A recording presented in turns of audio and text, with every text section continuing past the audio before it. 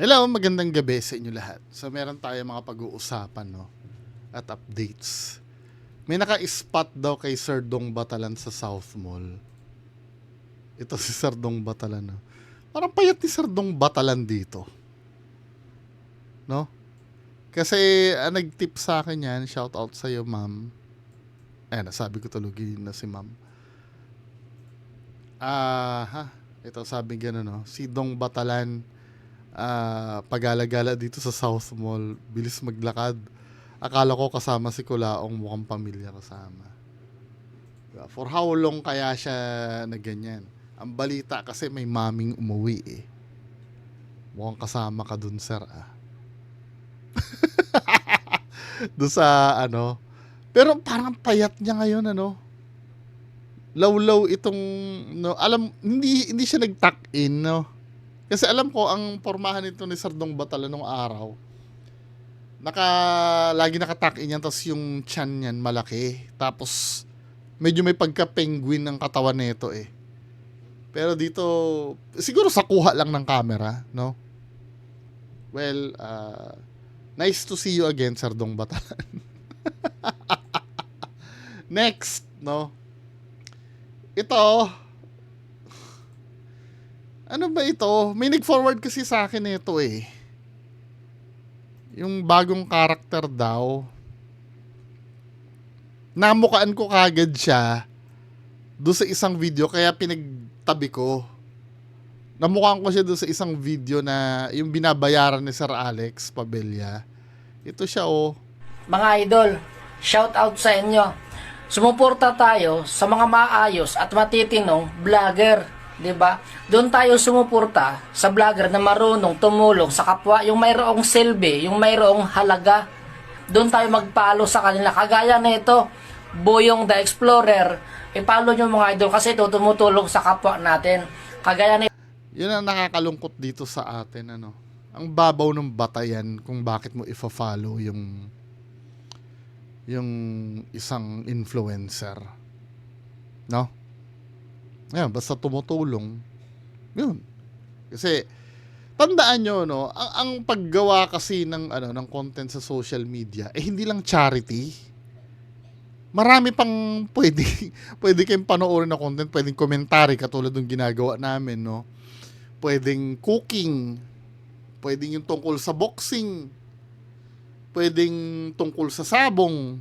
'Di ba? Ang daming pwedeng makeup tutorial, review ng laruan, review ng bagong cellphone, bagong gadget. Ang dami. Hindi ko alam saan ba nakukuha yung batayan na yung tumutulong.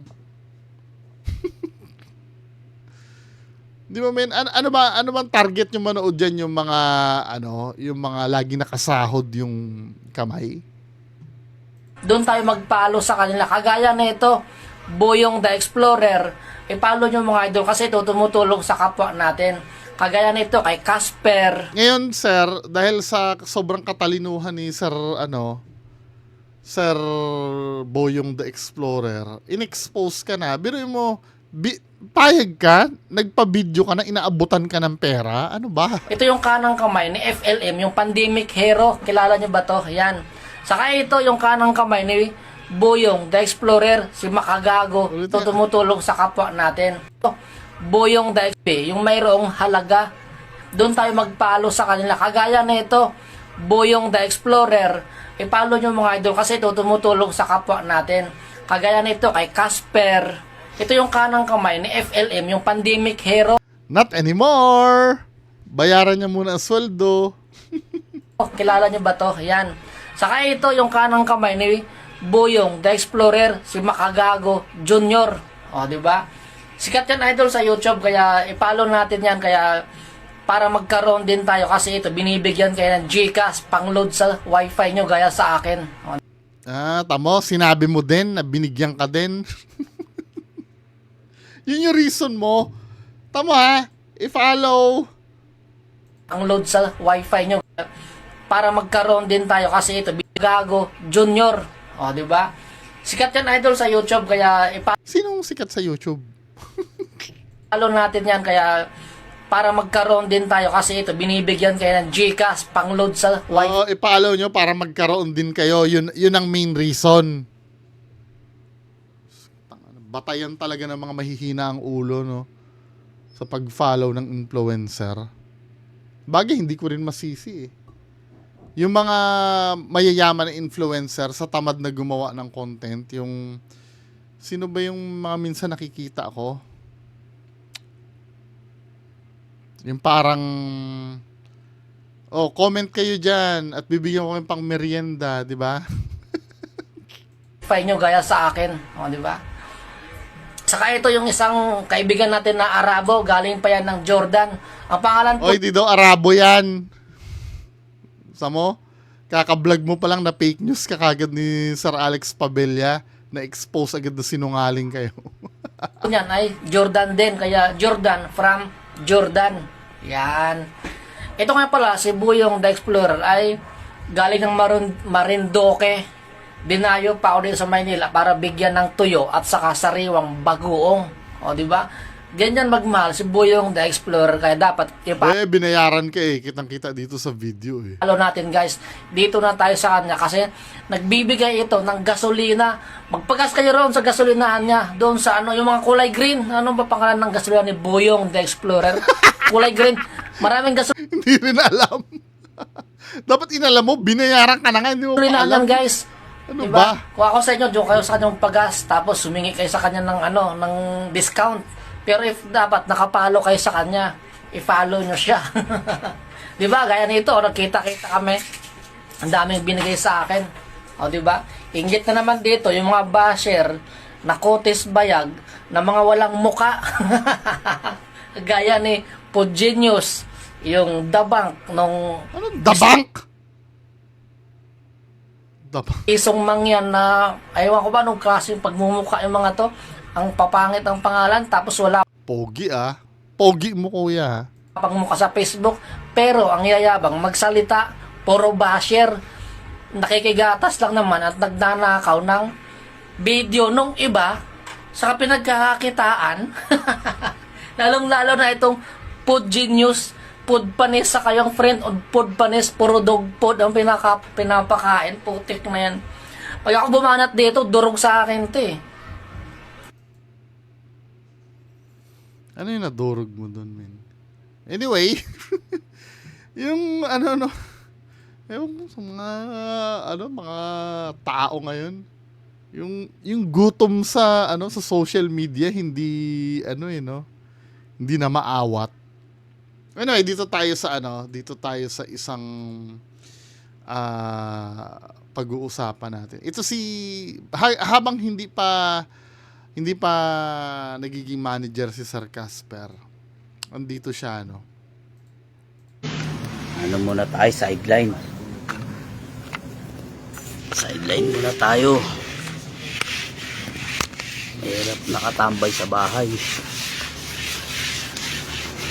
Di ba pagagalitan ka ng foreman nyo dyan or ng bisor nyo na vlog ka ng vlog habang nandyan ka sa trabaho? Habang yung mga kasama mo dyan, Sir Casper, kiss-kiss ng liha sa pader, ikaw, pa-video-video. Ayan.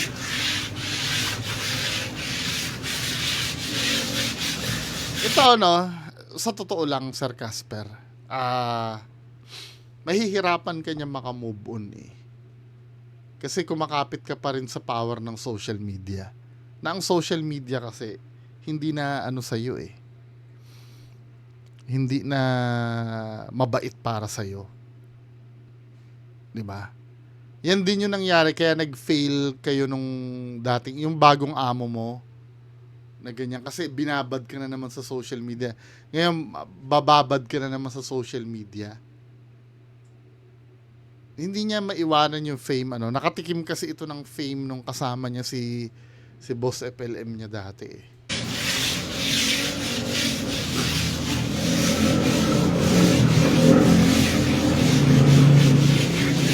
Kaya mo, mas matagal pa yung pagsiset up mo ng camera doon sa tatrabahuhin mo dyan. Sideline muna.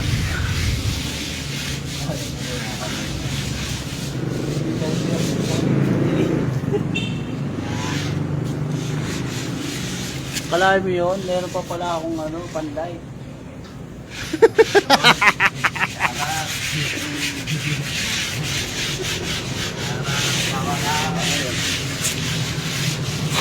Sideline muna, oo. Ayan, oo. Hindi ka sa'yo makaro. Pakikip pa doon mo. Amang lihat. Yung niliham mo dyan, nalihan na ng ano mo eh. Ng kasama mo dyan, men eh.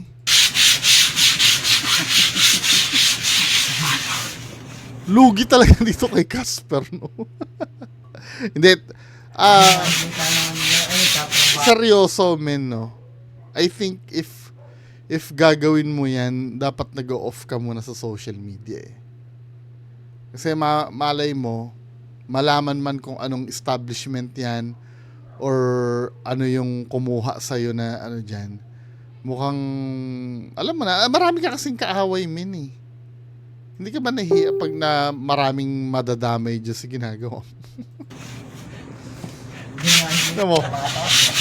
Konting liha mo, babalik ka na naman uli doon sa camera.